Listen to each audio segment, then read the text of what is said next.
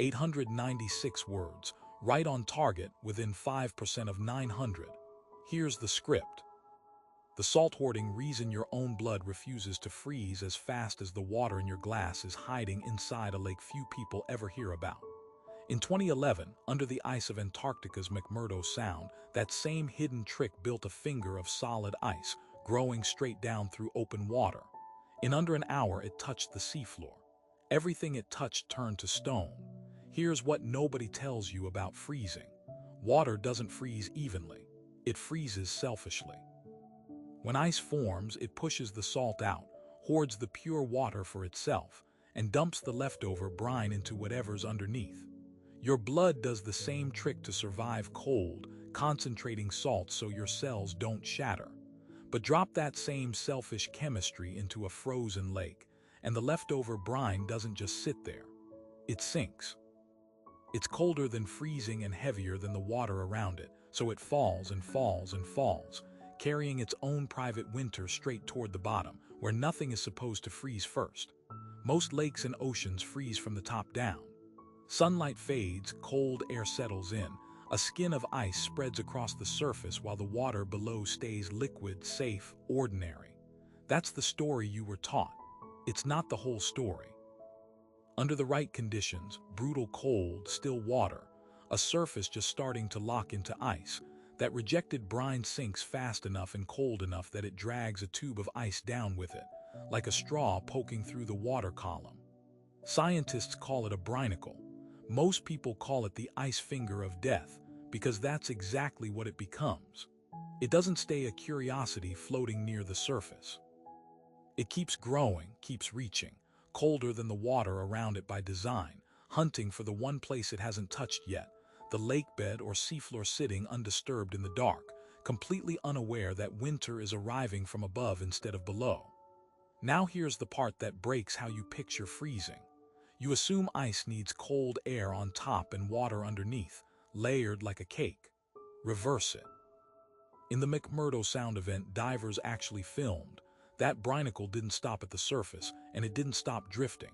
It kept extending foot by foot, hour by hour, until it made contact with the seafloor nearly 20 feet down. The moment it touched, the ice didn't just sit there. It spread sideways across the mud like frost racing across a window, and it did it in minutes, not months. The Sound had frozen upside down, surface to bottom, and nobody standing on the ice above even felt it happen. Here's what the cameras caught next, and it's the reason this footage still circulates in marine biology labs. Sea stars and urchins crawling across that seafloor had no warning system for cold arriving from above. They evolved to sense temperature changes drifting in slow and diffuse. This wasn't that. This was a spike of solid ice spreading under their bodies in real time, encasing their limbs before they could move a single step. Divers watched creatures freeze solid mid-stride, locked into the exact position they were in the instant the ice reached them. Not a few, not by accident. An entire patch of seafloor turned into a frozen graveyard in the time it takes to walk to your car. And the trigger for all of it was the same selfish chemistry sitting in your own bloodstream right now. Salt refusing to freeze, getting pushed out, concentrating into something denser and colder than its surroundings, until gravity does the rest. Your body uses this trick in reverse, adjusting salt balance to protect you from cold, keeping your cells from rupturing when your extremities chill. The lake weaponizes the exact same principle against everything living beneath it. Same chemistry, opposite outcome. One version keeps you alive on a freezing morning. The other builds a blade of ice that hunts the ocean floor and buries anything too slow to notice it arriving. And this isn't rare the way you'd want it to be. Brinicles have now been documented in multiple polar locations, not just McMurdo Sound, which means this upside-down freezing isn't a freak accident of one particular winter. It's a mechanism, repeatable, waiting on the right combination of stillness and cold to trigger again. Researchers still can't predict exactly where the next one will form, because it depends on conditions at the ice-water boundary that are almost impossible to monitor in real time, in some of the most remote water on the planet. Which means somewhere right now, Under ice, nobody is watching. That same selfish chemistry could already be rejecting salt, building pressure, preparing to send a blade of solid cold downward toward a seafloor that has no way of seeing it coming. So ask yourself this.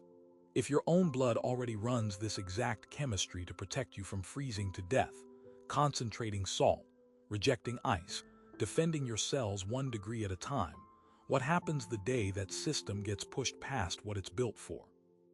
Nobody has filmed that moment. Nobody knows what it looks like from the inside. But somewhere between a lake that freezes upside down and a body doing the same trick in reverse, there's a threshold. And nobody can tell you exactly where it is. Save 2. Home/JarvisAdmin/Earth Mysteries Frozen Lake Script, TXT.